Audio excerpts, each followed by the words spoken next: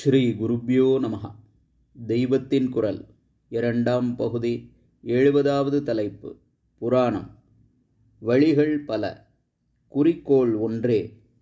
ஆழ்வார்கள் விஷ்ணுபரமாக பாடி வைத்திருக்கிறார்கள். நால்வர் சிவபரமாக பாடினார்கள். வேதத்தில் சகல தெய்வங்களையும் ஒரே மாதிரி ஸ்தோத்திரம் செய்திருக்கிறது. உபனிஷத்து என்று போனால் அங்கே தெய்வங்களை பற்றி அதிகம் பேச்சில்லாமல் எல்லாம் ஆத்ம தத்துவமாகச் சொல்லியிருக்கிறது. இங்கே திருவள்ளுவரை எடுத்துக்கொண்டால் அவர் தெய்வம், தத்துவம் இவைகளை பற்றி வைதிக சம்பிரதாயப்படியே சொல்லியிருந்தாலும் அதைவிட ரொம்ப அதிகமாக தர்மங்கள், நன்னெறிகள், மாரல்ஸ், எத்திக்ஸ் இவற்றையே சொல்கிறார்.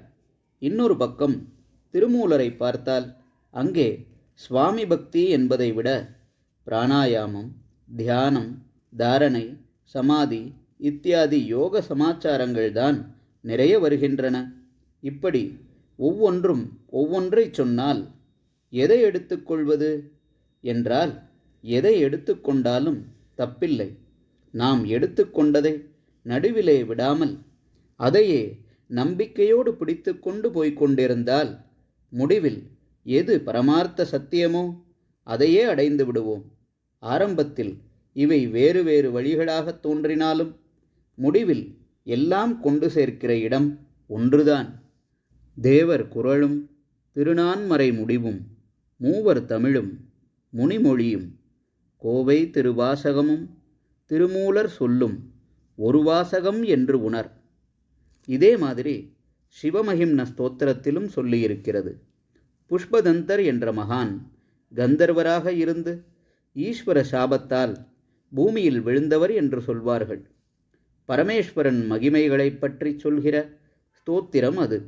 அதிலே ஒரு ஸ்லோகத்தில் த்ரயீ அதாவது வேதம், சாங்கியம் அதாவது தத்துவ ஆராய்ச்சி, யோகம், பசுபதி மதம், வைஷ்ணவம் என்பதெல்லாம் அவரவரின் ருச்சி விசித்திரத்தை பொறுத்து ஒரே பரமாத்ம தத்துவத்தில் கொண்டு சேர்க்க ஏற்பட்டவைதான்.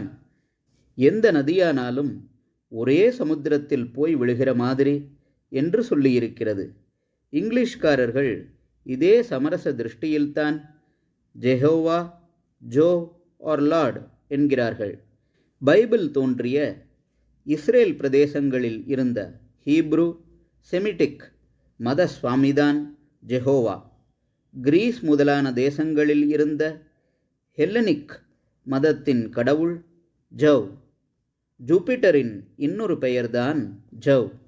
லார்ட், பிரபு என்பது பொதுவாக எல்லா மதத்திலும் ஈஸ்வரனுக்கு சொல்கிற பெயர். பேர் வேறாயிருந்தாலும் ஆசாமி ஒருத்தனேதான் என்று வெள்ளைக்கார தேசத்து அனுபவிகளும் சொல்லியிருக்கிறார்கள். புராணங்களை பணிவோடு, மரியாதையோடு, அதனால் பயனடைய வேண்டும் என்ற எண்ணத்தோடு படித்தால் குழப்பம் எதுவும் உண்டாகாது. நம்முடைய க்ஷேமத்துக்காகவே ஏற்பட்டவைதான் அவை என்ற நல்லறிவு பெறுவோம். கொஞ்சம் கூட்டி குறைத்து சொல்லியிருந்தாலும் அதுவும் கூட நல்ல உத்தேசத்துடன் தான் என்று புரிந்து கொள்வோம்.